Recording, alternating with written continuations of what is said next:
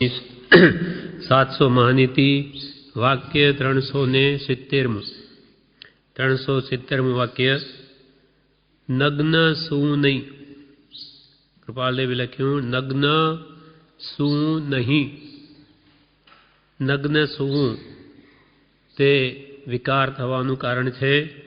जे उत्तम कुलना होय ते नग्न सूवे नहीं। नग्न सूવું એ હલકી વૃત્તિ છે। દાસી પુત્ર કપિલનું દ્રષ્ટાંત છે। એક બ્રાહ્મણને ત્યાં એક દાસી હતી, તેને કપિલ નામનો પુત્ર હતો। બ્રાહ્મણને ત્યાં દાસી કામ કરતી, તેને તેનો પુત્ર, તેનું નામ કપિલ હતું। બ્રાહ્મણ પાસે રહેવાથી તે દાસી પુત્ર પણ વિદ્યા શીખી ગયો। પછી તે બીજા શહેરમાં ગયો, ત્યાં રાજાને ખુશ કર્યો, એટલે પછી ત્યાં તે પંડિત તરીકે ઓળખાયો। દાસી પુત્ર પણ બ્રાહ્મણના ઘેર રહેવાથી વિદ્વાન બની ગયો, એટલે બીજા રાજ્યમાં ગયો, ત્યાં કંઈ શાસ્ત્ર સંબંધી કહ્યું એટલે રાજા પણ રીઝ્યો અને તેને પંડિત તરીકે ત્યાં સ્થાપ્યો। તે ગામમાં એક રાજપુરોહિત હતો। તેણે પોતાની કન્યા આ કપિલને પરણાવી। એક દિવસ શું થયું કે આ કપિલ નાટક જોવા ગયો હતો। ત્યાં રાત્રે પાછો ઘરે આવતા માવઠું થયું, વરસાદ થયો। તેથી સતી એવી આ સત્યભામા એની પત્ની તે રાત્રે પતિ જાણે પરડીને આવશે એટલે કોરા કપડાં લઈને દ્વાર પાસે ઊભી હતી। તેટલામાં કપિલે શું કર્યું, કપડાં પલળી જશે એટલે રસ્તામાં રાત્રે નગ્ન થઈ કપડાં બગલમાં ઘાલી દોડીને ઘેર આવ્યો। ઘરની બહાર ઊભો રહી કપડાં પહેરીને અંદર આવ્યો અને સત્યભામાને વળી શું કહેવા લાગ્યો કે જો હું તો વિદ્યાના બળે પડલ્યો નથી, મારી પાસે કેવી વિદ્યા, જો હું વરસાદમાં એવો ને એવો આવી ગયો અને પડ્યો નહીં। એટલે ત્યારે સત્યભામા હોશિયાર હતી, એણે વિચાર કર્યો અને અજવાળામાં જોયું તો કપડાં સૂકા છે પણ એનું શરીર તો પલળેલું હતું। તેથી તેણે વિચાર્યું કે આ ઉત્તમ કુલનો નથી। ઉત્તમ કુલનો વ્યક્તિ હોય તો કદી એવું સૂઝે નહીં કે હું નગ્ન થઈને બજારમાં કે રસ્તામાં રાત્રે હોય તો શું થઈ ગયું, એવો વિચાર જ એને કેમ આવ્યો। અર્થાત આ માણસ ઉત્તમ કુલનો નથી। એમ સત્યભામાને થવાથી શંકા ઉત્પન્ન થઈ, આ નીચ કુલનો જણાય છે। નહીં તો ઉત્તમ કુલવાળાને તો આવી રીતે કપડાં ઉતારવા રાત્રે પણ ન સૂજે, નગ્ન પણ એ સૂવે નહીં, અને એને એવો વિચાર કેમ આવ્યો। એટલે એ તો પછી ત્યાંથી સીધી પોતાના પિયર ચાલી ગઈ। પછી તો કપિલનો પિતા પણ ત્યાં આવ્યો પહેલાં જ, એટલે એને પાક્કું થઈ ગયેલું કે આ દાસી પુત્ર જ છે। પછી એને ખ્યાલમાં આવ્યા દાસી હલકી જાતનો છે એટલે એના એવા વિચાર છે, તેથી એના પ્રત્યે એને વિરક્ત ભાવ આવી ગયો અને ત્યાંથી પિયર ચાલી ગઈ। પછી તે રાજાને ત્યાં સત્યભામા પોતાની પુત્રી તરીકે એક રાણીની પાસે તે રહેલી। આ પ્રમાણે શાંતિનાથ ભગવાનના ચરિત્રમાં આ વાત કહેલી છે। એટલે કૃપાલ કે નગ્ન સૂવું નહીં। હલકી વૃત્તિના માણસો એવી રીતનું વર્તન કરે, ઉચ્ચ કુલનો હોય તે કદી નગ્ન સૂવે નહીં। હવે વાક્ય 371 નગ્ન નાહવું નહીં। નગ્ન નાહવાથી પણ વિકાર વૃત્તિ જન્મવાનો સંભવ છે, માટે મહાપુરુષોએ તેનો નિષેધ કરેલો છે। અથવા કોઈ બીજાની દ્રષ્ટિ પડે માટે નગ્ન થઈ નાહવું નહીં। પછી વાક્ય 372 આછા લુગડા પહેરવું નહીં। આછા લુગડા પહેરવું નહીં. આછા એટલે બહુ પાતળા. કપડાં પહેરવાથી અંદરનું શરીર દેખાય, તે પણ એકબીજાને વિકારનું કારણ થઈ શકે, માટે આછા લુગડા પહેરવું નહીં. અતિ ઉદ્ભટ વેશન પહેરીએ રે લોલ. દ્વાદશ વ્રતની પૂજામાં આવે છે. અતિ ઉદ્ભટ વેશ જેમ ન પહેરવા, તે આછકડો વેશ પણ પહેરવો નહીં. અતિ આછકડો વેશ પહેરવો જોઈએ નહીં. એ આદર્શ નાગરિકનો ગુણ છે. એટલે કૃપાલ કે આછા લુગડા પહેરવું નહીં. વાક્ય 373. ઝાઝા અલંકાર પહેરવું નહીં. આખા શરીરે દાગીનાનો શણગાર કરે. પહેલાના વખતમાં 50-100 તોલા સુધી અવસરે, લગ્નના અવસરે કે કોઈ વખતે શરીર ઉપર આટલા શણગાર કરે, દાગીના પહેરે, આભૂષણ પહેરે. આભૂષણોથી શરીરને શણગારી આછા અને ચિત્તને આકર્ષક વસ્ત્રો પહેરવાથી લોકોની વૃત્તિ પોતા તરફ ખેંચાય, જેથી પોતાને વિકારના ભાવો જન્મે અને સામાને પણ વિકાર થવામાં આપણે નિમિત્તરૂપ થઈએ. માટે બહુ અલંકાર ધારણ કરવું નહીં. એ કર્મ બંધનનું કારણ છે. પોતાની રાગનું કારણ, બીજાને રાગનું કારણ, આવા નિમિત્તરૂપ ઝાઝા અલંકાર પહેરવું નહીં. સમાધિ સોપાનમાં જણાવે છે, ઉત્તમ જનો ઉદ્ધતતા જણાય તેવા વસ્ત્ર આભરણ પહેરે નહીં. ઉત્તમ પુરુષો જે હોય, સજ્જનો, તે તો આવી ઉદ્ધતતા જે વડે જણા એવા વસ્ત્રો પણ પહેરે નહીં અને એવા આભરણ પણ પહેરે નહીં. આભરણ એટલે આભૂષણ પણ પહેરે નહીં. એટલે ઝાઝા અલંકાર પહેરવું નહીં.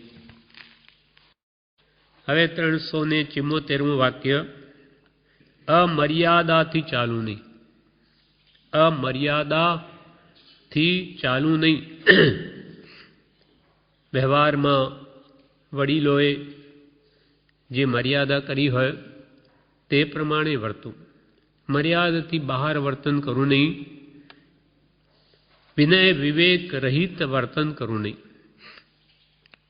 કૃપાલદેવી પોતે વચનામૃતમાં લખ્યું છે 5-7 ઉપર કે ભાઈ રાજપત્ની હો કે દીન જન પત્ની હો, પરંતુ મને તેની કંઈ દરકાર નથી. મર્યાદાથી વર્તતી મેં તો શું, પણ પવિત્ર જ્ઞાનીઓએ પ્રશંસી છે. કૃપાલદેવના શબ્દો. હે ભાઈ, તું રાજાની પત્ની હો, ભલે રાજરાણી હો કે ગરીબની સ્ત્રી હો, દીનજન પત્ની હો, પરંતુ મને તેની કંઈ દરકાર નથી.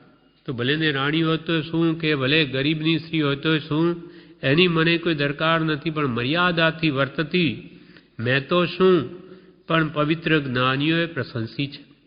મર્યાદા એટલે શું? હદ. હદને ઓળંગવી નહીં. જે નિયમો વ્યવહારમાં ઘડ્યા હોય કે પરમાર્થમાં જ્ઞાની પુરુષોએ ઘડ્યા હોય, એ નિયમથી બહાર જવું નહીં. લક્ષ્મણ રેખા કદી છોડવી નહીં. નહીં તો એ પોતે દુઃખી થાય, એના નિમિત્તે એને કલંક લાગે તો ઘરવાળા પણ દુઃખી થાય. માટે હંમેશા મર્યાદાથી વર્તવું. જે ગ્રસ્થના ધર્મો હોય કે મુનિના ધર્મો હોય, બ્રહ્મચારીના જે નિયમો કે ધર્મો હોય, જે મર્યાદા બાંધી હોય, તેને ઓળંગવી નહીં. તો આ ભાવ પરભાવ એના બંને સુધરે છે. પુષ્પમાળા વિવેચનમાં કહ્યું, નાની પુરુષોની દ્રષ્ટિ ક્યાં હોય છે તે જણાવ્યું. નાની પુરુષોની દ્રષ્ટિ ક્યાં હોય છે તે જણાવ્યું. બાહ્ય મોટો અમલદાર હોય કે રાજાની રાણી હોય, લૌકિક દ્રષ્ટિમાં જીવોને જે મહાત્મ્ય હોય છે તે જ્ઞાનીને નથી હોતું. નાની પુરુષોની દ્રષ્ટિ તો હંમેશા એના ગુણ ઉપર હોય. એ ગરીબ હોય, ધનવાન હોય, એનો એને કોઈ પ્રયોજન નથી. એ તો કર્મની પ્રકૃતિ છે. પુણ્ય હોય તો પૈસા હોય, ધનવાનની તો ન પણ હોય. પણ હંમેશા જગતમાં ગુણો જ પૂજાય છે. પણ બાહ્ય જગતમાં લોકોની સંસારિક જીવોની તો દ્રષ્ટિ એની બાહ્ય પદવી ઉપર હોય, એટલે કે આ તો મોટો મલદાર છે અથવા એ તો રાજાની રાણી છે કે રાજા છે, એનું લૌકિક દ્રષ્ટિએ ભલે મહાત્મ્ય હોય પણ જ્ઞાનીની દ્રષ્ટિમાં એની કોઈ કિંમત નથી. કૃપાલદેવ તો શું કહે કે જેટલા પૌદ્ગલિક મોટા ઈચ્છે તેટલા હલકા સંભવે. પૌદ્ગલિક વસ્તુઓ મેળવીને પોતાની જાતને મોટો માને તેને તો જ્ઞાની પુરુષો હલકા ગણે છે. આવી તુચ્છ જગતની વસ્તુઓ અનેક પ્રકારના આરંભ પાપો કરીને મેળવી અને પાછી મોટાઈ માનવી એ મહાદોષ છે. એટલે જ્ઞાની પુરુષોની દ્રષ્ટિ ક્યાં હોય તે જણાવ્યો. બાહ્ય મોટો અમલદાર હોય કે રાજાની રાણી હોય, લૌકિક દ્રષ્ટિમાં જીવોને જે મહાત્મ્ય હોય છે તે જ્ઞાનીને નથી હોતું. કોઈ રંગ હો કે તિર્યંશ હો કે ગમે તે હોય, પણ બાહ્ય સામગ્રી તરફ જ્ઞાની જોતા નથી. ગમે તે ભલે ગરીબ હોય, તિર્યંશ હોય, એની બાહ્ય કર્મની પ્રકૃતિ અથવા પુણ્ય પાપ તરફ જ્ઞાની જોતા નથી, પણ પરમાર્થ માર્ગ પામવા તરફ તેની કેટલી યોગ્યતા છે તે તરફ તેમનો લક્ષ્ય હોય છે કે આ જીવ આત્માર્થી છે કે નહીં, પરમાર્થ એની અંદર ઉતરી શકે એમ છે કે નહીં, અર્થાત ત્યાગ વૈરાગ્ય ઉપશમ ભક્તિ અને કેવા છે એ જ્ઞાની જુએ છે.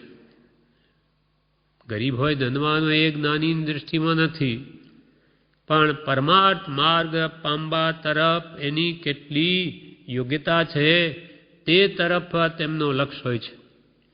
નીતિ, સદાચરણ, વિનયાદિ જે ગુણો છે તે પરમાર્થ પામવામાં મદદગાર છે. નીતિવાન હોય, આચરણ શુદ્ધ હોય, વિનયાદિ અને ગુણો હોય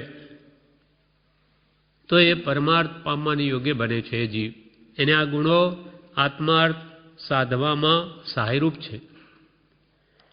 તેથી એવા ગુણોવાળી બાઈ હોય તેને જ્ઞાનીઓએ પ્રશંસી છે. આવા ગુણો કોઈ બાઈમાં હોય કે ભાઈમાં હોય, જ્ઞાનીઓ તો ગુણ જુએ છે. તેથી એવા ગુણોવાળી બાઈ હોય તેને જ્ઞાનીઓએ પ્રશંસી છે. આ કહ્યું તેનો ભાવ વધારે સ્પષ્ટ રીતે નીચેના પુષ્પમાં જણાવે છે. પુષ્પમાળામાં આ વાત કરી, પુષ્પમાળાનું વિવેચન વાંચ્યું આપણે હમણાં, તો એમાં બાઈની પ્રશંસા કેમ કરી તો કે એના સદગુણને લઈને.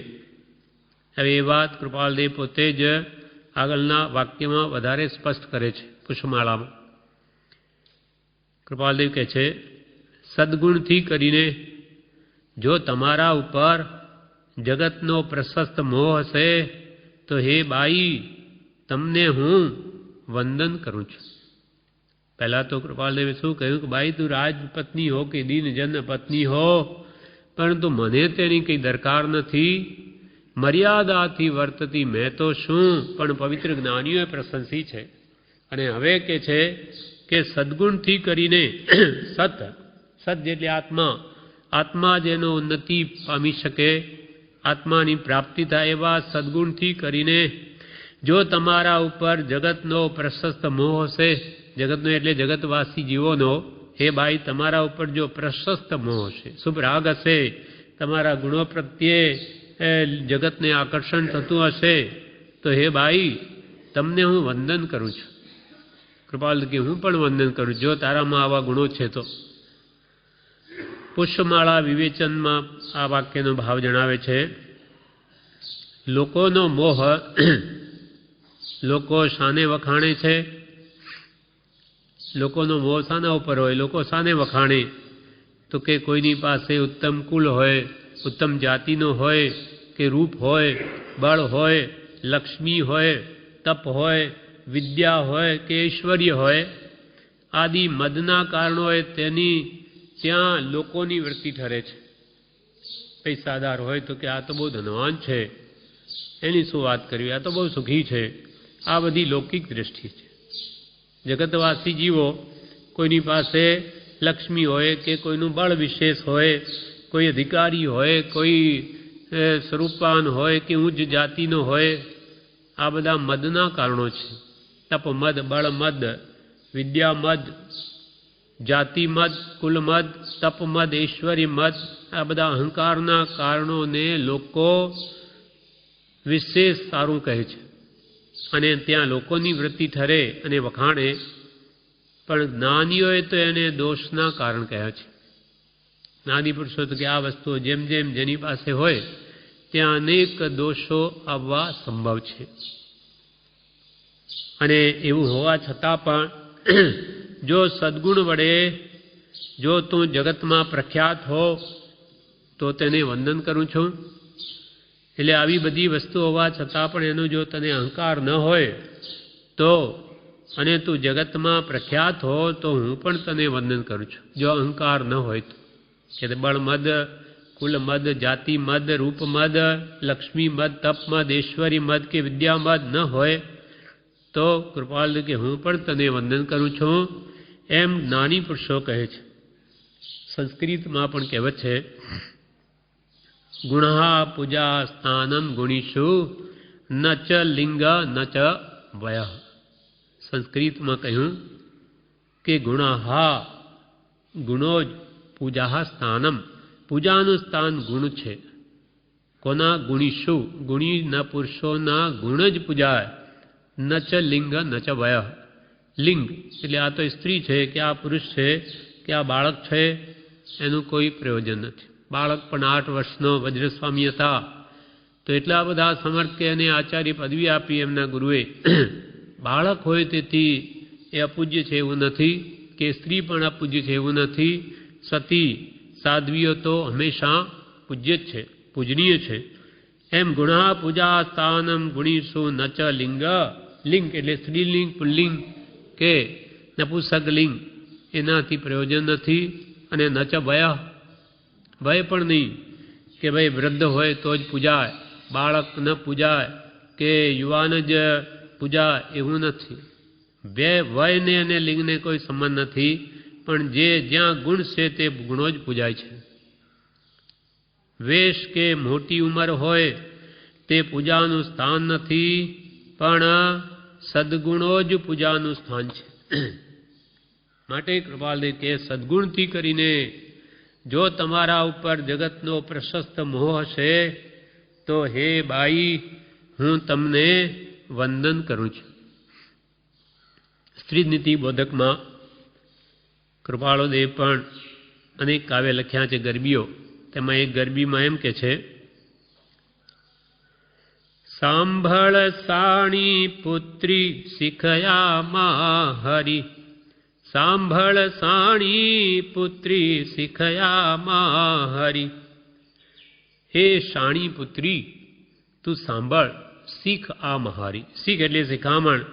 આ હું શિખામણ આપું છું તે હે શાણી, હે હોશિયાર, હે ચતુર પુત્રી, આ હું કહું છું તે સાંભળ. સીતાને દમયંતી શાણી જે હતી, સીતાને દમયંતી શાણી જે હતી, વળી અનસૂયાદિ બહુ ગુણમાન જો, તેના લક્ષણ વેગે કરીને વાંચજે, રાખી લેજે સર્વે રીતનું ભાન જો. સાંભળ સાણી પુત્રી શીખયામાં હરી. કૃપાલ 11 વર્ષની ઉંમરે આ બધા કાવ્યો લખેલા, માત્ર 11 વર્ષની ઉંમરમાં. પછી તો બધું આ મૂકી દીધું આવા લૌકિક આ એટલે કાવ્યો. પણ આ બાળપણની રચના છે. તેમાં પણ ઉત્તમ શિખામણ, ઉત્તમ ગુણના જ ભાવ ભરેલા છે. સાંભળ સાણી પુત્રી શિખા મારી, સીતા અને દમયંતી સાણી જે હતી. સતી સીતા, સતી દમયંતી, સતી અનસૂયા આદિ જે થઈ ગઈ છે એ બહુ ગુણવાન હતી. સીતા ને દમયંતી શાણી જે હતી, વળી અનસૂયા આદિ અનેક થયેલી છે તે બહુ ગુણવાન જો, તેના લક્ષણ વેગે કરીને વાંચજે. એ સતીઓની કથાઓ વેગે કરીને જલ્દી વાંચજે. એમાં ઢીલ કરીશમાં, કેમ કે ઉત્તમ પુરુષોના જીવન ચરિત્રો તે આદર્શ રૂપ છે. આદર્શ એટલે આઈનો, અરીસો. કાચ જે હોય એમાં આપણું મોઢું જોઈ અને કંઈ ડાઘ હોય તો આપણે કાઢીએ, તેમ આપણે કેમ જીવન જીવવું, ત્યાં મહાપુરુષોના જીવન ચરિત્રો અરીસા સમાન છે, અરીસા જેવા છે. આદર્શ એટલે અરીસો. તો એ મહાપુરુષના આદર્શ જીવન ચરિત્રો તું ભેગે કરીને વાંચજે, એમાં જીવન ચરિત્ર વાંચવામાં ઢીલ કરીશમાં. તેના લક્ષણ ભેગે કરીને વાંચજે, રાખી લેજે સર્વે રીતનું ભાંજો. પછી એ સતીઓ કેમ જીવન જીવી તેનું તું બધું ભાન રાખજે, બધું ખ્યાલમાં રાખજે. રાખી લેજે સર્વે રીતનું ભાન, એ સર્વ પ્રકારમાં સુખ દુઃખમાં એ કેવી રીતે વર્તી છે તે રીતનું તું ભાન રાખજે. દુઃખના પ્રસંગો પણ આવશે, સુખના આવશે. સુખમાં છકી ન જવું, દુઃખમાં ખેદ ન કરવો, એ સતીઓ જેમ વર્તી તે રીતનું તું ધ્યાન રાખજે. સીતાને દમયંતી સાણી જે હતી, વળી અનસૂયા આદિ બહુ ગુણવાન જો. તેના લક્ષણ વેગે કરીને વાંચજે, રાખી લેજે સર્વે રીતનું ભાન જો. સાંભળ સાણી પુત્રી શીખયામાં હરી. ફરી બીજી ગાથામાં કે છે, સાસુ હોય કે સસરો હોય એનું પણ જે એ કહે તે ભેગે માનજે, જલ્દી માની લેજે, આમાં હટ કરીશમાં. અને એમની તું બેસ એટલે હોશિયારીપૂર્વક બુદ્ધિપૂર્વક એની સેવા કરજે. દિયર હોય જેઠ હોય બધાની સાથે સારી રીતે વર્તજે, કોઈની સાથે તું વિરોધ કરીશમાં, પણ તું ડાહી થઈને રહેજે. આ પ્રમાણે કૃપાલને શિખામણ આપે છે. સાસુ સસરો કહે તે વેગે માનજે, સાસુ સસરો કહે તે વેગે માનજે. કરજે સેવા તેની તું તો બેસજો, કરજે સેવા તેની તું તો બેસજો.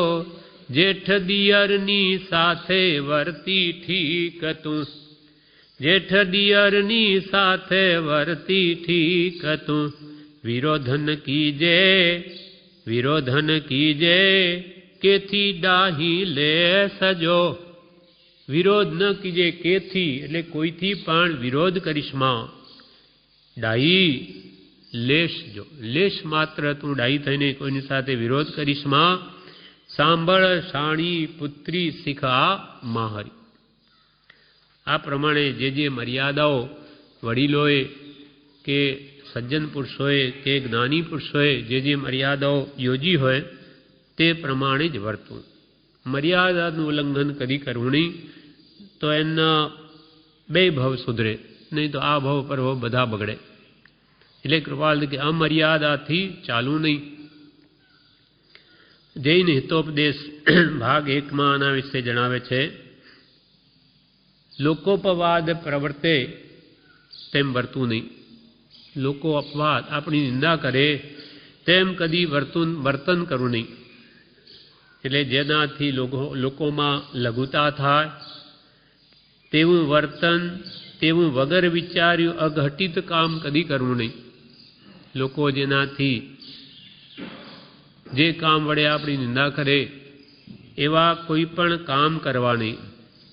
લોકોમાં જેનાથી લઘુતા થાય, આપણી હલકી થાય, હલકાઈ થાય એવું વગર વિચાર્યું અઘટિત કામ કદી કરવું નહીં. જેથી ધર્મને પણ લાંછન લાગે, ધર્મની વગવણી થાય, આપણા નિમિત્તે શાસનની પણ નિંદા થાય તેવું કામ તો ભવભીરું માણસે પ્રાણાંતે પણ ન કરવું.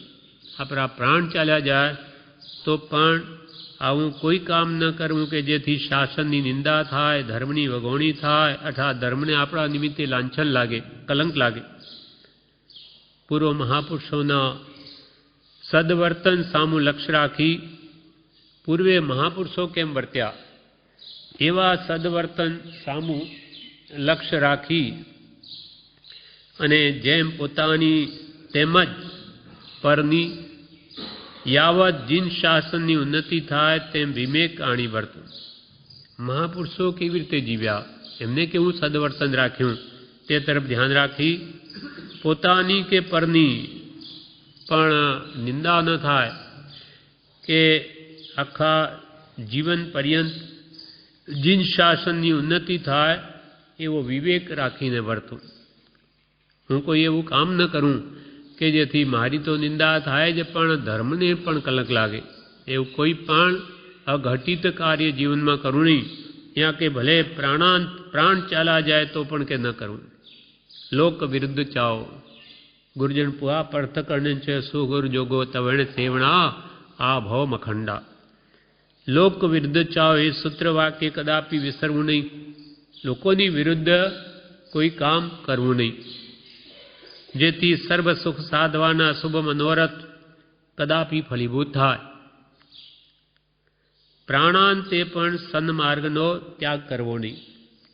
જેમ જેમ વિવેકી સજ્જનોને કષ્ટ પડે છે તેમ તેમ સુવર્ણ ચંદન ને શેરડીની પહેરે ઉત્તમ વર્ણ, ઉત્તમ સુગંધ અને ઉત્તમ રસ અર્પતા જાય છે, પરંતુ તેમની પ્રકૃતિ વિકૃત થઈને લોકોપવાદને પાત્ર થતા નથી. આવી કઠિન કરણી કરી ઉત્તમ યશ ઉપાર્જી તેઓ અંતે સદગતિગામી થાય છે. શું કહ્યું કે જેમ જેમ વિવેકી જે સજ્જન પુરુષો હોય, જેને હિત અહિતનું ભાન હોય, એવાને તો જેટલા કષ્ટ પડે તેમ તેમ એ વિશેષ શુદ્ધ થતા જાય છે. જેમ કે સોનું હોય, સુવર્ણ, એને અગ્નિમાં નાખીએ તો વધારે શુદ્ધ થાય. બધી ખરાબીઓ મેલ બધો બળી જાય. સુવર્ણને કંઈ આંચ ના આવે, વધારે શુદ્ધ થાય. ચંદન છે, એને કુહાડાથી કાપે તો પણ કુહાડાને ચંદન શું આપે? સુગંધ આપે. શેરડી અને મશીનમાં ઘાલીને કે ઘાણીમાં ઘાલીને પીલે તો પણ તે એને ઉત્તમ રસ આપે છે. તેમ મહાપુરુષોને તો જેમ જેમ પીડવામાં આવે તેમ એમને તો ઉન્નતિનું કારણ થાય છે. કૃપાલદેવ પોતે લખ્યું છે કે નાની પુરુષને તો પ્રતિકૂળ એ પ્રસંગો પ્રાપ્ત થવા એ જીવને તરવા બરાબર છે. વિપરીત દુઃખના પ્રસંગો આવે, જ્ઞાનીઓ તેને સવડા લઈ લે કે સારું થયું, હવે ક્ષમતા ભાવ રાખી શકાય એવો અવસર છે, માટે આટલી બળવાન નિર્જરા થઈ કર્મોની. એટલે જો તકલીફ ન હોય તો જ્ઞાનીઓ તો ક્યાં તકલીફ પડશે એવા સ્થાનોમાં જાય. ભગવાન મહાવીર દેવા જ્યાં હતા ત્યાં તો બધા જાણતા કે આ તો રાજપુત્ર છે એટલે કોઈ એમને તકલીફ આપે નહીં, એટલે પછી અન્યારે દેશમાં ગયા. ત્યાં ભગવાન નગ્ન હતા, દિગંબર પ્રમાણે પહેલાં શરૂઆતમાં બધા નગ્ન રહેતા. એટલે ભગવાનને નગ્ન જોઈને એ અનાર્ય લોકો, મ્લેચ્છ લોકો એમની સાથે શિકારી કૂતરાઓ છોડે પાછળ, તો પણ ભગવાન તો આનંદમાં રહે, વધારે આનંદ માને કે હવે અહીંયા બળવાન કર્મની નિર્જરા થશે.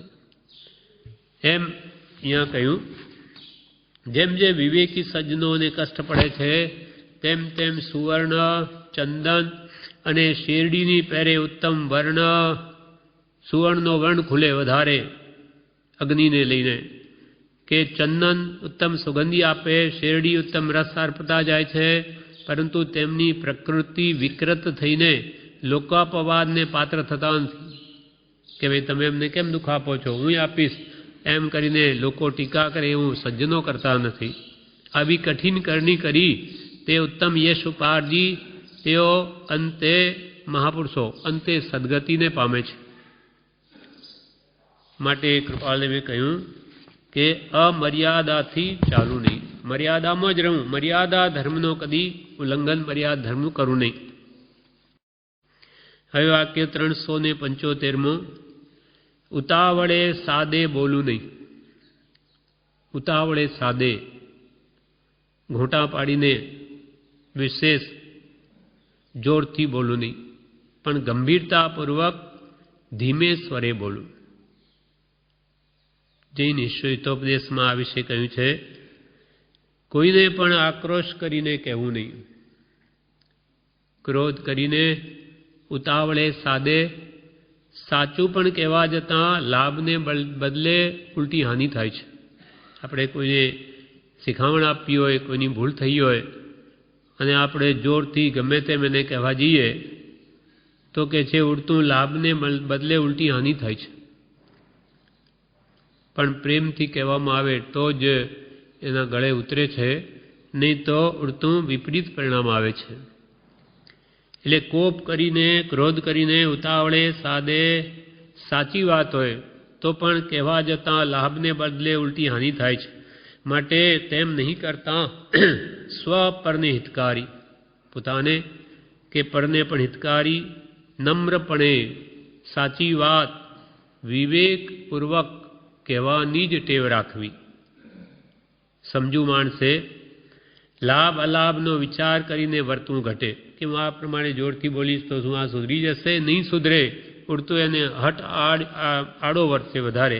એટલે આમ વિવેક વિચારીને સમજુ માણસે લાભ અલાભનો વિચાર કરીને જ વર્તવું ઘટે. એ સજ્જનની નીતિ છે જે દરેક આત્માર્થીને અવશ્ય આદરવા યોગ્ય છે. જીવવાને વશ કરવી, નકામું બોલવું નહીં, ઉતાવળે સાદે બોલવું નહીં, તેમજ રસ લંપટ, જીભના બે કામ. એક તો વગર વિચાર્યું ગમે તેમ બોલબોલ કરે, એથી વેર પણ બંધાઈ જાય. એટલે જીભ વડે એક તો નકામું બોલવું નહીં, તેમજ ઉતાવળે સાદે બોલવું નહીં, અને બીજું કામ છે જીભનું તે રસ લંપટતા. એટલે રસમાં લંપટ થઈ જીભને વશ થવાથી રોગાદિની ઉપાધિ ઊભી થાય છે. એટલે તેવું મર્યાદા બહારનું જમવું નહીં. જીભને વશ પડેલાની બીજી ઇન્દ્રિયો પણ કોપી તેને ગુલામ બનાવી ભારે દુઃખ આપે છે. માટે સુખના અર્થીએ જીભને વશ નહીં થતાં પોતે એને વશ કરવી. જીભ ગમે તે સ્વાદ લંપટી બની જાય તો અનેક આખો દાડો ખા ખા કરે અને એનાથી આખા શરીરને પોષણ મળીને ઇન્દ્રિયો ઉન્મત્ત થઈ જાય. એટલે આવો એ ગુલામ બની જાય પછી ઇન્દ્રિયોનો. માટે સાચા સુખના અર્થીએ તો જીભને પોતે વશ ન થતાં પોતે જીભને વશ કરવી, અને એ જીભ વડે નકામું બોલવું નહીં કે ઉતાવળે સાદે પણ બોલીને વેર વધારવું નહીં. માટે કૃપાલદેવે કહ્યું ઉતાવળે સાદે બોલવું નહીં. હવે મહાનીતિનું 376મું વાક્ય, એમાં કહ્યું પતિ પર દાબ રાખવું નહીં. પતિ પર દાબ રાખવું નહીં. સ્ત્રી, કૌંસમાં સ્ત્રી લખ્યું છે, પોતાના પતિ ઉપર દાબ રાખવું નહીં. પતિ પ્રત્યેની પોતાની ધર્મકરણી શું છે તે સાચવું, પણ પતિ પર દાબ રાખવું નહીં. સતી સીતાની જેમ પોતાના પતિને અનુસરનારી થવું, સુખ દુઃખમાં ભાગ લેનારી થવું. ઉપદેશામૃતમાં પ્રભુ શ્રીજી જણાવે છે, હવે પતિ સાથે કેમ વર્તવું તે વિચારશો. 576 ઉપર લખે છે. પ્રભુ શ્રી ઉપદેશમાં કહે છે, હવે પતિ સાથે કેમ વર્તવું તે વિચારશો. પોતાના પતિને પરમેશ્વર બુદ્ધિએ વિચારવા. પોતાના પતિને પરમેશ્વર બુદ્ધિએ વિચારવા, તેમનો વિનય કરવો, વૈયા વચ્ચે સાચવવી, તેમના ચિત્તને પ્રસન્નતા થાય તેમાં વચનથી સંતોષ કરવો, અને તેમના ચિત્તમાં કાંઈ પણ ખેદ ન થાય તેમ કરવું. જો કાંઈ તેમને ખેદ હોય તો તેમાં બને તો ભાગ લેવો. તે મહા તપનું કારણ છે. પોતાનું સ્વચ્છંદ રોકી, ઈચ્છાઓને રોકી, અને આવી રીતે જો સ્ત્રી પતિ સાથે વર્તે તો એ ઘર સ્વર્ગ બની જાય. અને જો સ્ત્રી કે પુરુષ પતિપણું બજાવે કે પત્નીપણું બજાવે, આવા વિપરીત રીતે વર્તે તો એ ઘર નરકનું ઘર બની જાય. માણસ થાકીને ઘરે આવે અને ત્યાં પણ શાંતિ ન મળે તો ક્યાં જાય. માટે એમ કહ્યું કે પતિ પ્રત્યેની તું તારી ધર્મ કરણીને સંભાળ. પતિ સાથે કેમ વર્તવું તે વિચારશો. પ્રભુશ્રી લખે, પોતાના પતિને પરમેશ્વર માનું. જ્યાં આટલી ઉચ્ચ આદર્શ દ્રષ્ટિ હોય ત્યાં કજિયા, કંકાસ, ક્લેશને સ્થાન જ ન મળે. પોતાના પતિને પરમેશ્વર બુદ્ધિએ વિચારવા, તેમનો વિનય કરવો, વૈયાવચ એટલે સેવા ચાકરી કરવી, તેમના ચિત્તને પ્રસન્નતા થાય તેવા વચનથી સંતોષ કરવો. પતિને જે આપણા ઘરનું બધું ભાર સંભાળે તો એ ઘરે આવે તો એનું ચિત્ત પ્રસન્ન થાય, એમને શાંતિ ઉપજે એવા વચન પણ કહેવા, જેથી એને પણ સંતોષ થાય. તેમના ચિત્તને પ્રસન્નતા થાય તેવા વચનથી સંતોષ કરવો અને તેમના ચિત્તમાં કાંઈ પણ ખેદ ન થાય તેમ કરવું. આપણા નિમિત્તે કંઈ પણ એના હૃદયમાં વિક્ષેપ ઊભો ન થાય તેમ કરવું. જો કાંઈ તેમને ખેદ હોય, આખો દાડો સંસારના વેપારના વ્યવહારના કામ કરીને થાક્યો પાક્યો માણસ આવ્યો હોય તો તેના મનમાં કંઈ ખેદ હોય, દુઃખ હોય તો તેમાં પણ બને તો ભાગ લેવો અને એનો ખેદ કેમ જતો રહે તેમ કરવું. તે મહાતપનું કારણ છે. પ્રભુ શ્રીજો કહેતો એ મહાતપ છે, કેમ કે પોતે પોતાની ઈચ્છાઓને રોકી, સ્વચ્છંદને રોક્યો અને પતિને આધીન થઈને વર્તી, એટલે એ પણ તપ થઈ. ઈચ્છાને રોકી, ઈચ્છા નિરોધસ તપ. આ વિશે એક સુબોધ કથા સાગર નામની પુસ્તક છે, એમાં જણાવે છે કે પતિના દોષ જોવું નહીં. પતિના દોષ જોવું નહીં, એના પર દાબ રાખવું નહીં કે દોષ જોવું નહીં. તે એક દૃષ્ટાંત છે. એક નવવધુ પોતાની સાસરીમાં બધા સાથે હળી મળીને રહેતી. નવી પરણીને આવી છે બહુ, એટલે બધાની સાથે હળી મળીને રહે છે અને સગલાની સાથે આનંદથી તે વાતચીત કરતી.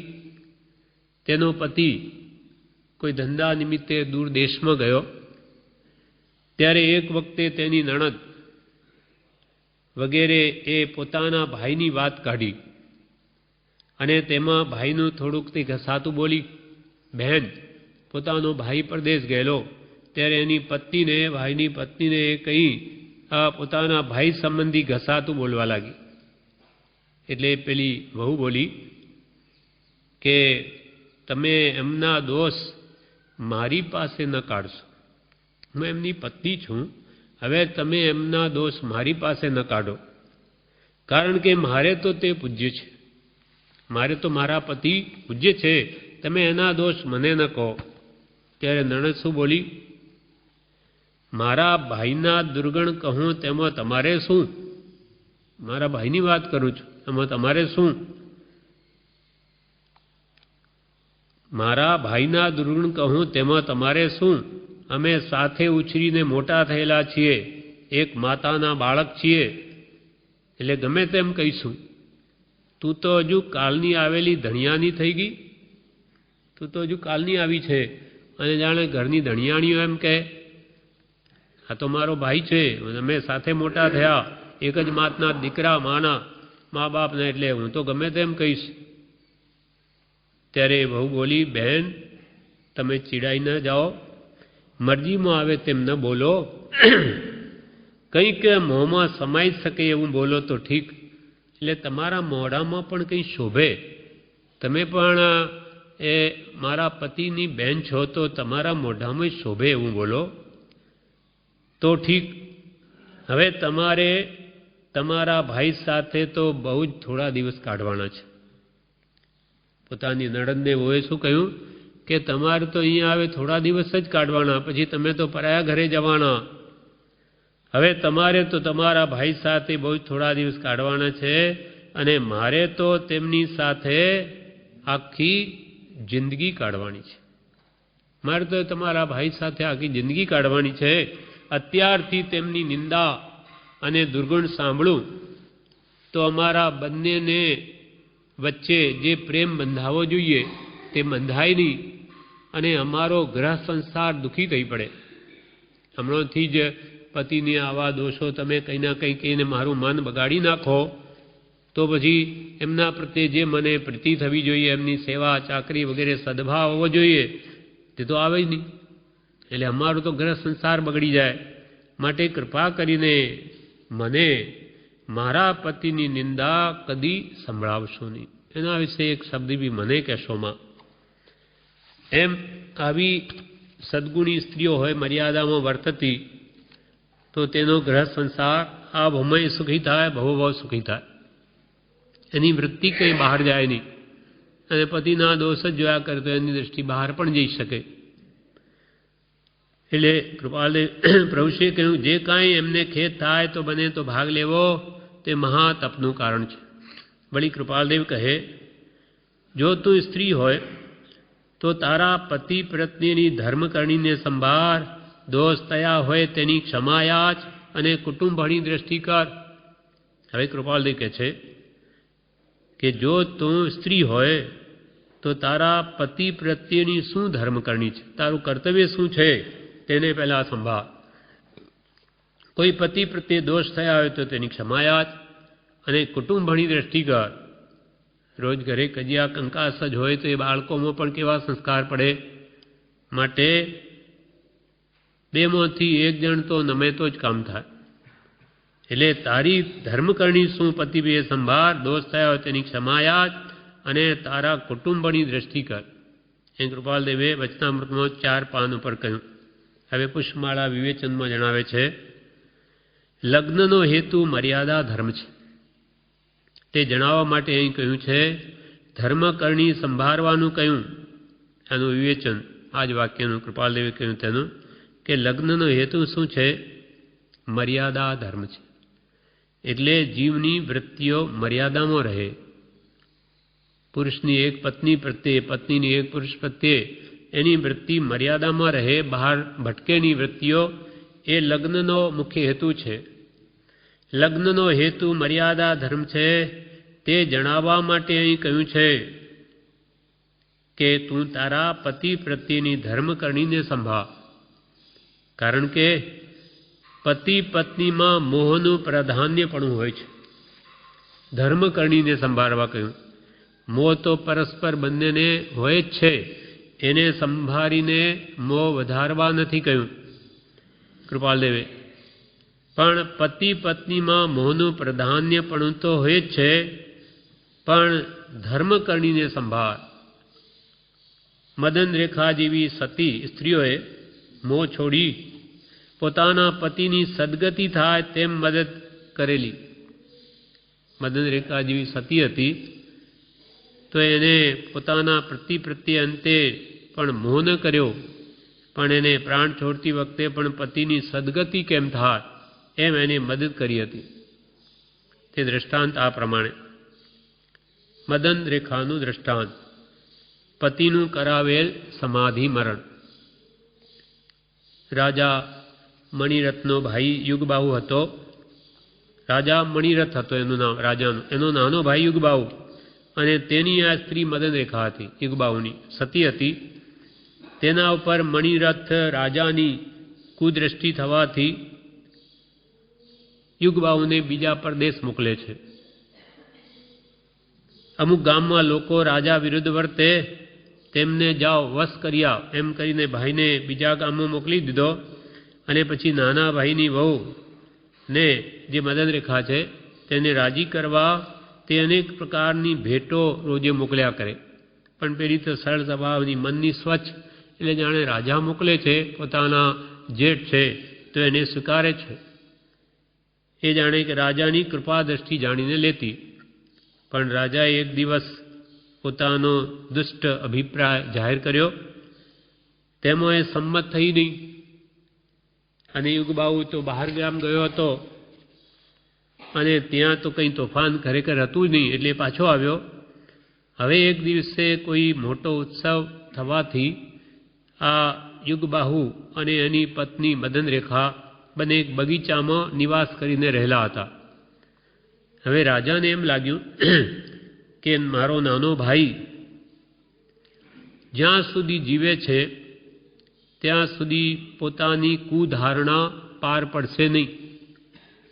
તેથી નાના ભાઈને મારવા તે જ રાત્રે તંબુમાં આવ્યો, એ બગીચામાં, અને યુગબાહુને બોલાવ્યો. પણ મદન રેખાને અપસુકન થયા. એટલે કે તમે હમણાં જાઓમાં, પણ એ કે નહીં, મારા ભાઈ બોલાવે છે, એમ કરીને આ મારા ભાઈનો જ અવાજ છે, એમ કરીને ના ના કરતાં પણ એ ગઈ. પેલો તો તાકીને જ ઊભેલો, એટલે જેવો આવ્યો એના ઉપર તરવારનો ઘા કરીને નાસી ગયો. પણ પાપ શું કરે છે એ જાણે. પછી મદન રેખા મને મળી જશે એટલે હું થોડો જ આગળ ગયો રાત્રે, કે એને ભયંકર વિષધર સાપ કરડ્યો અને ત્યાં જ મરીને નરકે ગયો. હવે આ અહીંયા યુગબાહુને જે ઘા કર્યો છે એટલે એ પણ હવે અત્યંત કસાય ભાવમાં આવી ગયો છે. મારા ભાઈએ મને એમ કર્યું, હું એને મારી નાખું, એમ કરું, તેમ અનેક ભાવો એના થતા હતા.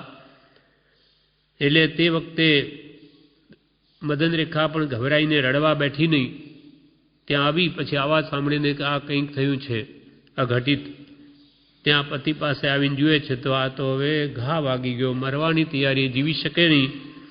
એટલે હવે શું કરવું તેને તરત વિચાર કર્યો, અને હવે આ પતિનું સમાધિ મરણ કેમ થાય એ વિચારીને પોતાની શક્તિ પ્રમાણે એને બોધ કર્યો અને ધર્મો દ્રઢ કર્યો. અને જે સત્પુરુષોનો યોગ થયેલો તે સંભાળી આપ્યો. અને ખાસ શું જણાવ્યું મદન રેખાએ પોતાના પતિને કે હવે તમે તમારા ભાઈ પ્રત્યે દ્વેષ કરશો નહીં અને મારા પ્રત્યે રાગ કરશો નહીં. મારા પ્રત્યે પણ હવે રાગ રાખશો નહીં અને તમારા ભાઈ પ્રત્યે પણ દ્વેષ કરશો નહીં. સત્પુરુષના આશ્રય દેહ છોડવા યુગ છે. હવે સત્પુરુષનું શરણ લો, બધું ભૂલી જાઓ, રાગ દ્વેષ મૂકી દો. જગતની કોઈ વસ્તુમાં રસથી દ્રષ્ટિ રાખવા યોગ્ય નથી. સર્વ જીવો કર્મને આધીન છે. આ જે કંઈ બન્યું તમારા કર્મે બન્યું માનો. ત્યાં પારકી પંચાત્મા પડી પોતાનું મરણ બગાડવા યોગ્ય નથી. આત્માનું જો સમાધિ મરણ થયું તો તમારું આખું જીવન સફળ છે. અનેક મહાપુરુષોને ઉપસર્ગ આવી પડ્યા. તે વખતે ઉપસર્ગ આપનાર પ્રત્યે મહાપુરુષોએ દ્રષ્ટિ કરી નથી કે એણે મને મારી નાખ્યો, પણ સર્વજીવને ખમાવી નિષ્કસાઈ બની બને તેટલો સંભાવ ધારણ કરી પોતાના આત્માની દયા ખાધી છે. માટે તમે પણ બધું હવે ભૂલી જઈ આત્મા છે, નિત્ય છે, તે કદી મરતો નથી. તે જેવા કર્મ કરે એવા ફળ ભોગવા પડે. મોક્ષ છે, મોક્ષનો ઉપાય છે, છપરની શ્રદ્ધા સાથે લઈને જાઓ, એ જ કરવા જેવું છે. આમ જણાવી ધર્મ દ્રઢતા કરાવી અને પતિનું સમાધિ મરણ કરાવ્યું, પતિનું મરણ સુધાર્યું. આમ પતિ પર દાબ રાખવું નહીં, પણ પતિનું સમાધિ મરણ કરાવવું અથવા એને દરેક ખેદના કાર્યમાં પણ સહાયભૂત થાવ. વળી સ્ત્રી નીતિ બોધકમાં કૃપાલને લખે છે, સાંભળ સાણી પુત્રી શીખયામાં હરી, હળી મળી પીયું સાથે પુત્રી તું વર્તજે. હળી મળી પીયું સાથે પુત્રી તું વર્તજે. વખત નકામો જાવા નહીં તું દઈ સજો. વખત નકામો જાવા નહીં તું દઈ સજો. આળસને અજ્ઞાની જનને છાંડજે. આળસને અજ્ઞાની જનને છાંડજે. ઘર તણી વાતન કોને તું તો કહી સજો. ઘર તણી વાતન કોને તું તો કહી સજો. સાંભળ શાણી પુત્રી શીખયામાં હરી. હળી મળીને પીયું સાથે પુત્રી તું વર્તજે. તારા પીયું એટલે પતિ સાથે હળી મળીને વર્તજે. અને વખત નકામો તો તું કોઈ દિવસ જવા દઈશ નહીં. હંમેશા કોઈને કોઈ ઘરના કામો આવશ્યક પૂરા પતી જાય કે તરત જ ઉત્તમ વાંચન વિચાર ભક્તિ સ્વાધ્યાયમાં સમય ગાળજે. વખત બગાડીશમાં. વખત નકામો જાવા નહીં તું દઈશ જો. આળસને છાંડજે. આળસને અજ્ઞાની જનને છાંડજે. અજ્ઞાની લોકો સાથે બેસીને ગપ્પા મારીશમાં કે કોઈ પણ કુથલી કરીશ નહીં, પણ એ વખતનો સદુપયોગ કરજે. આળસ ને અજ્ઞાની જનને છાંડજે, ઘર તણી વાત ન કોને તું તો કહીશ જો. તારા ઘરની વાત તું કોઈને કહીશમાં, ઘરની વાત બહાર કરીશ નહીં. સાંભળ શાણી પુત્રી શીખ આ માહરી. કૃપાલ કે હે પુત્રી, તું આ મારી શિખામણને તું સાંભળ, કેમ કે તું શાણી છો. આ પ્રમાણે ગુણવાન થવું, ગુણો જ સદા પૂજાય છે. હવે ઉપદેશ પ્રસાદ ભાષાંતર ભાગ 4માં પતિ પર હુકમ ચલાવવો યોગ્ય નથી એના વિશે કહે છે. દ્રષ્ટાંત છે, એક પુરુષ હતો, તે પોતાની સ્ત્રીને વશ હતો અને તેના હુકમ પ્રમાણે જ તે કરનારો હતો. જેમ સ્ત્રી હુકમ કરે તેમ કરે.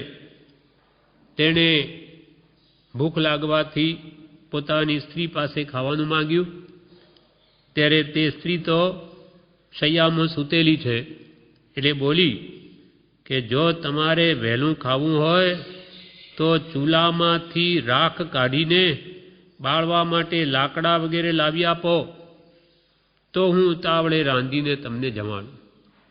તમારે ભોજન કરવું છે તો પતિને એમ કહ્યું, તમે પહેલાં ચૂલામાંથી રાખ કાઢો અને પછી લાકડા લાવીને સળગાવો, ચૂલો તૈયાર કરો, તો હું તમને રાંધીને જમાડું. તે સાંભળીને તે તો બિચારો રોજે એમ કરવા માંડ્યો, નહીં તો કે આ રસોઈ બનાવે નહીં, ખાટલા પર જ બેસી રહે. એમ દરરોજ ચૂલામાંથી રાખ કાઢવાથી તેની આંગળીઓ ધોળી થઈ ગઈ. તેથી લોકમાં તેને શ્વેતાંગુલી કહેવા લાગ્યા, સફેદ આંગળીવાળો એમ કહેવા લાગ્યા. બીજું એક દ્રષ્ટાંત છે, કોઈ સ્ત્રીને આધીન થયેલા પુરુષને સ્ત્રીએ એમ કહ્યું કે હંમેશા તમારે તળાવમાંથી પાણી ભરી લાવવું. પહેલાં તો હાથે પાણી લાવતા બધા માટલામાં ઉપાડીને. એટલે પોતાના પતિને સ્ત્રીએ એમ કહ્યું, હુકમ કર્યો કે તમારે રોજે તળાવમાં જઈને પાણી ભરી લાવવું. એટલે તે પુરુષ બિચારો દિવસે લજ્જા આવવાથી દિવસે પાણી ભરવા જાય નહીં, એટલે રાત્રે તળાવ ઉપર જઈને પાણી ભરવા જતો, રોજે રાત્રે ભરવા જતો. તેથી તળાવમાં રહેલા બગલાઓ બધા ઉડી જતા. માટે તે લોકોમાં બગલા ઉડાવનારના નામથી પ્રસિદ્ધ થયો કે અહીંયા રોજે એક માણસ આવે ને રાત્રે પાણી ભરી જાય, આ બિચારા બગલાઓ બધા ઉડી જાય છે. એટલે આ કોણ? તો કે આ બગલા ઉડાવનાર. કેમ? તો કે સ્ત્રી પાણી ભરી ના લાવવાનું કે દિવસે શરમ આવે, એટલે રાત્રે તે તળાવ પર જઈને પાણી ભરી આવે. તો આમ પતિ ઉપર દાબ રાખવું નહીં, પણ તેને પરમેશ્વર તુલ્ય માનવું. આ બધી વ્યવહારિક શિખામણ તે પણ અત્યંત જરૂરી છે. કેમ કે જેની વ્યવહાર શુદ્ધિ ન હોય તેના હૃદયમાં પરમાર્થ પરિણમી શકે નહીં. ઘરમાં જ કજિયા કંકાસ ક્લેશ હોય તો તે જીવ ધર્મ શું આરાધે? પોતેની આરાધના કરી શકે, ન પતિ કરી શકે, અને બાળકો પર એવા ખરાબ સંસ્કાર પડે કે એ મોટા થઈને ઝઘડા જ કરે, કેમ કે એવું જ જોયું હોય. એટલે પહેલાં વ્યવહાર શુદ્ધિ, પછી પરમાર્થ શુદ્ધિ. એટલે બધા જીવોને યોગી શિખામણો 700 મહાનીતિ કૃપાલદેવે 3 કલાકમાં લખીને આપી છે. એમાં આપણે 376મું વાક્ય, પતિ પર દાબ રાખવું નહીં. પતિ પર દાબ રાખવું નહીં, પણ પતિને પરમેશ્વર માનવું. આ પ્રમાણે આ વાક્ય પૂરું થયું. આગળનું વાક્ય આવતીકાલે વાંચીશું.